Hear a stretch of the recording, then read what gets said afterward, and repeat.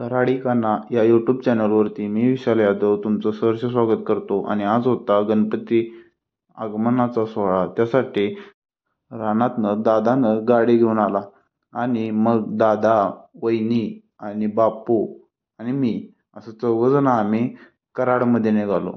आणि नंतर आम्ही कराडमध्ये कुंभार गल्लीत गेलो आणि इथे फारच गर्दी होती म्हणून आम्ही एका साईडला अशी गाडी लावून घेतली. आणि नंतर मग मी डोक्यात टोपी घातली आणि ॲडजस्ट केली, का तर जरा चांगलं दिसावं म्हणून डोक्याला टोपी घातली. आणि नंतर बापूला विचारलं कसा दिसतोय. बापू म्हणला एकदम कडक.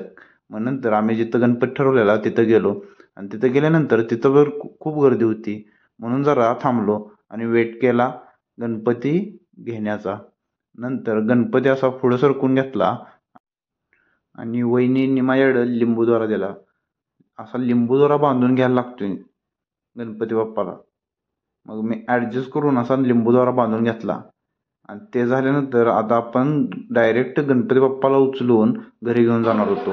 गणपती बाप्पा मंगल मूर्ती, गणपती बाप्पा मंगल मूर्ती. मग असं पायऱ्या चढून वर आलो आणि नंतर आमची गाडी जिथं होती तिथं जायला निघालो. असं कुंभारवाड्यातून वाट काढत खूपच गर्दी होती आज, त्यामुळं असं त्यात पाऊस पण पडत होता. त्यामुळे असं वाट काढत गाडीच्या ठिकाणी पोचलो. आणि जाता त्या पायऱ्यावरून उतरताना बापू म्हणला मी व्हिडिओ काढतो. आणि नंतर आम्ही दत्त चौकात थांबलो. ते कशासाठी तर फुलं घ्यायची होती गणपतीसाठी. मग अशी फुलं घेतली, मग तिथं हार पण बघितले. नंतर हाराची चौकशी केली. आम्हाला पाहिलं तर गणपतीसाठी मकर, ते काय लवकर सापडतच नव्हतं. हो, तुमच्या कराडमध्ये दुकानदारी आहे का ते ह्याचं मकरींचं प्रदर्शन असतं? आता म्हणलीस की मकर बॅन आहे म्हटलं की हो. दादाची आणि वहिनीची लागलेली भांडणं मकरावरून, आणि त्या भांडणाची मजा बापून मी घेत होतो. मग नंतर फायनली आम्हाला एका ठिकाणी आम्हाला पाहिजे असं इको फ्रेंडली मकराचं एक भव्य दिव्य दालन सापडलं. मग आम्ही तिथं गेलो.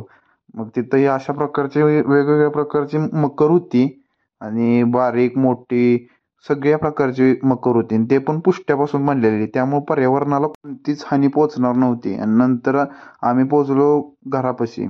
मग घरापाशी अशी मंडळा पुढं गाडी लावली आणि गाडीतून गणपती बाप्पांचं आगमन झालं आमच्या दारात. मग असं गणपती बाप्पांच्या बरोबर आम्ही दारात उभं राहिलेलो आणि तोपर्यंत वहिनी आणि दादा आत गेले. मग घरातल्यांना सगळ्यांना बोलवलं. मग मी वाड्याच्या बाहेर उभं राहिलेलो. मग सगळे बोलले वाड्याच्या आत ये. मग आतमध्ये आलो आणि नंतर मग गणपती बाप्पाचं पूजन केलं आणि गणपती बाप्पांना घरात घेतलं. आणि त्यानंतर आम्ही मंडळाचा गणपती आणायला सगळे मंडळाचे कार्यकर्ते घेऊन बेलावड्याला निघालो.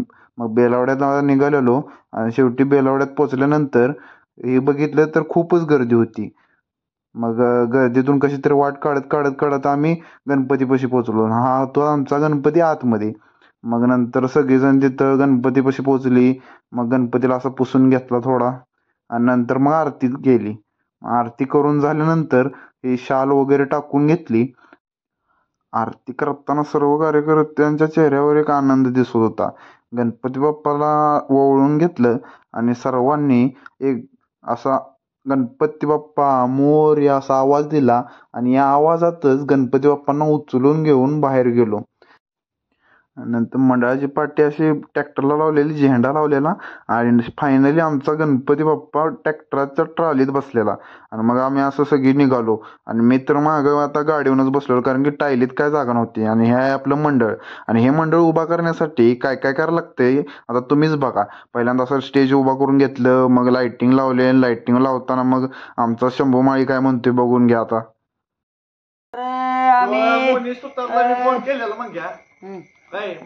तर आम्ही रनिंग पट्ट वळत आहे. तर हे बघा सगळं नियोजन आयोजन चाललेलं आहे. बघा हे सगळे मंगेश आहे, व्हिडिओ करतोय दिवसाला. तिथे आल्या आहे, तिथे काक्या, तिथं भाऊ मामा आहे, तिथं आमचा आबा. असं लाईटिंग लावल्यानंतर मंडळाचं पत्र टाकून घेतलं. वर पत्र टाकायला लय जिकिरीचं काम आहे, त्यासाठी मग गडी पण जास्त लागते. मग कार्यकर्ते गोळा झाल्यानंतर पत्र टाकून घेतलं आणि नंतर मग फायनली आमचं लाईटिंग लागलं. कसं वाटते बघा आता तुम्हीच.